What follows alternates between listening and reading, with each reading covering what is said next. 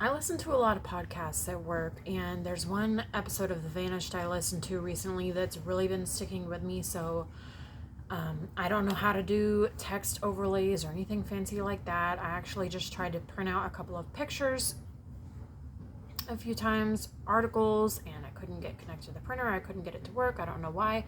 So I'm just going to go ahead and do this. This is a video about Antonio Vela Jr., also known as Speshul Ed, also known as Spesh, and he was last seen on June 15th, 2017 at Sports Bar in Victoria, Texas, which is my hometown. So that's why I didn't personally know him, although we do have mutual friends. That's why when I was listening to this episode at work recently, it just really jumped out at me.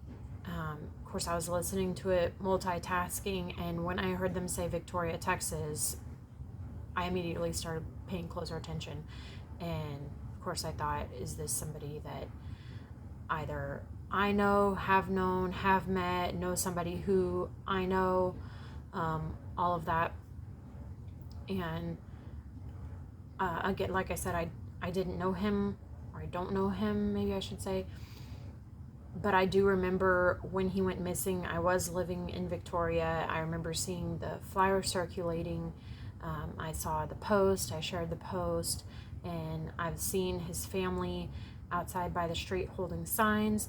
And when I saw that his nickname was Speshul Ed, honestly, I thought maybe he got lost, and I just remember thinking and hoping that he'll get found. I hope that doesn't sound terrible. I have a terrible sense of direction. I get lost a lot. I have gotten lost a lot. But as it turns out, this is something definitely much more than that. And he has been missing for almost 5 years now. And I just have been really feeling compelled to do a video so I could try to help get the word out and hopefully get more attention to his case. Something that kept getting said in the Vanished episode that also stuck in my mind was somebody out there knows something. Somebody knows something. And at first, when I was listening to it, I just kept thinking, okay, I know he knew a lot of people, or that's what they said, which I believe. But Victoria is not that small. And, you know, I didn't know him. He didn't know everybody. So it's not, I just kept thinking Victoria is not that small. But it's very, very, very possible, I think, that somebody knows something, but they don't know that they know. Like, they don't know what they know is important. Like, maybe they were at whatever, I don't remember if it was said. I've read several articles now and listened to the episode a couple times. The night he went missing, the last place that he was seen is Sports, I believe.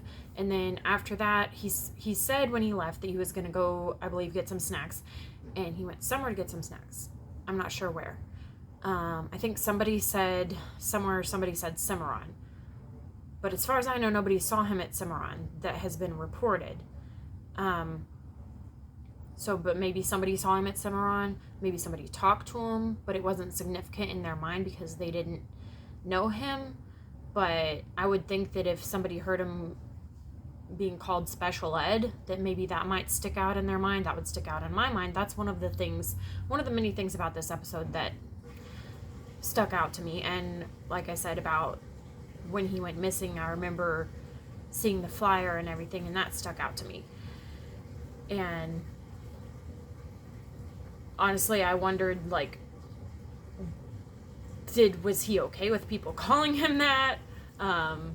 My brother used to call me that sometimes, and I didn't like that, but I eventually happened upon his Antonio Speshul Ed's Facebook, and that is his name on Facebook. So apparently he embraced that, and I honestly just respect and admire his I don't know, I can't think of the right words right now, but the way that he embraced that and his confidence and security that he apparently had in himself.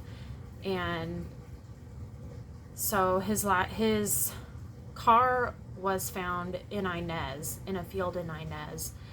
And I don't know what happened with him, but from what people have said on the podcast and from articles that I read and other videos that I saw that were attached, there were articles that I've read from the Victoria Advocate and from Crossroads Today. I just think it seems possible. This is just totally me speculating here. I have no evidence to it or anything, no foundation. But just from people saying that he was always helping somebody out and just the type to, like, he'll talk to anybody and wants to help people. I'm wondering if maybe he ran into somebody at Cimarron who seemed like they needed help. Maybe a woman who was running from somebody, and maybe he said, oh, you can just come home with me, come hang out. Maybe somebody that he knew a little bit offered to hang out.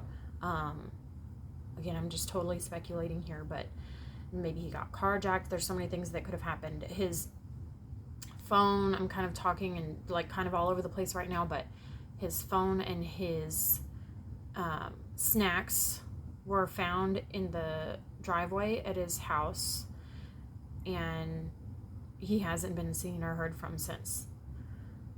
So it definitely doesn't seem like he disappeared from his own choice. And he was 36 when he was last seen. Again, that was June 15th, 2017 at Sports in Victoria, Texas. And in the Vanished podcast episode, his sister was saying that she would write in a journal, and so she was his older sister, and he saw her writing in the journal and asked her about it, and she said that she told him, you know, you just write about your day and what happened, and maybe something happened that maybe upset you, and of course I'm paraphrasing here, but you write about it and sometimes it makes you feel better. So she said that from there he started writing as well, and then he ended up writing his own music. So he did rap battles, Texas Battle League rap battles, so he participated in that, and he was a bartender. And I guess one of the things that resonated with me about the episode, and I just felt like I could relate to different aspects of him and his family, and just the journaling. I've always journaled. I know a lot of people journal, but I just thought that was really cool, and just the sibling relationship that they have, and that they've had, and I just think that's really cool how he just went after what he wanted, and he was very proactive. And I guess that about covers what I have to say about it, and I'm just going to put this out there and hope that if anybody knows anything, that they'll say something and share this. And even if there's something out there that's already known that I missed, please comment, let me know what I missed, and maybe I can make another better video later. All right, thanks for watching.